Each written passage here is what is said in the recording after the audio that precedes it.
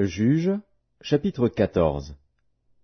Samson descendit à Timna, et il y vit une femme parmi les filles des Philistins. Lorsqu'il fut remonté, il le déclara à son père et à sa mère, et dit, « J'ai vu à Timna une femme parmi les filles des Philistins. Prenez-la maintenant pour ma femme. » Son père et sa mère lui dirent, « N'y a-t-il point de femme parmi les filles de tes frères et dans tout notre peuple, que tu ailles prendre une femme chez les Philistins, qui sont incirconcis? » Et Samson dit à son père, « Prends-la pour moi, car elle me plaît. » Son père et sa mère ne savaient pas que cela venait de l'Éternel, car Samson cherchait une occasion de dispute de la part des Philistins. En ce temps-là, les Philistins dominaient sur Israël. Samson descendit avec son père et sa mère à Timna. Lorsqu'ils arrivèrent aux vignes de Timna, voici, un jeune lion rugissant vint à sa rencontre. L'Esprit de l'Éternel saisit Samson, et, sans avoir rien à la main, Samson déchira le lion comme on déchire un chevreau. Il ne dit point à son père et à sa mère ce qu'il avait fait. Il descendit et parla à la femme, et elle lui plut. Quelque temps après, il se rendit de nouveau à Timna pour la prendre, et se détourna pour voir le cadavre du lion. Et voici, il y avait un essaim d'abeilles et du miel dans le corps du lion. Il prit entre ses mains le miel, dont il mangea pendant la route.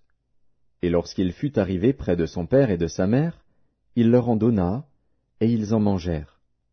Mais il ne leur dit pas qu'il avait pris ce miel dans le corps du lion. Le père de Samson descendit chez la femme. Et là, Samson fit un festin, car c'était la coutume des jeunes gens. Dès qu'on le vit, on invita 30 compagnons qui se tinrent avec lui. Samson leur dit, « Je vais vous proposer une énigme. Si vous me l'expliquez pendant les 7 jours du festin, et si vous la découvrez, je vous donnerai 30 chemises et 30 vêtements de rechange. Mais si vous ne pouvez pas me l'expliquer, ce sera vous qui me donnerez 30 chemises et 30 vêtements de rechange. » Ils lui dirent, « Propose ton énigme, et nous l'écouterons. » Et il leur dit, « De celui qui mange est sorti ce qui se mange, et du fort est sorti le doux. » Pendant 3 jours, ils ne purent expliquer l'énigme. Le 7e jour, ils dirent à la femme de Samson, « Persuade à ton mari de nous expliquer l'énigme, sinon nous te brûlerons, toi et la maison de ton père. C'est pour nous dépouiller que vous nous avez invités, n'est-ce pas? » La femme de Samson pleurait auprès de lui, et disait, « Tu n'as pour moi que de la haine, et tu ne m'aimes pas.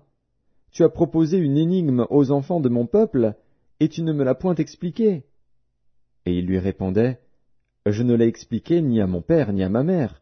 Est-ce à toi que je l'expliquerai? » Elle pleura auprès de lui pendant les 7 jours que dura leur festin, et le 7e jour, il la lui expliqua, car elle le tourmentait. Et elle donna l'explication de l'énigme aux enfants de son peuple. Les gens de la ville dirent à Samson le 7e jour, avant le coucher du soleil, « Quoi de plus doux que le miel, et quoi de plus fort que le lion? » Et il leur dit, « Si vous n'aviez pas labouré avec ma génisse, vous n'auriez pas découvert mon énigme. » L'Esprit de l'Éternel le saisit, et il descendit à Ascalon.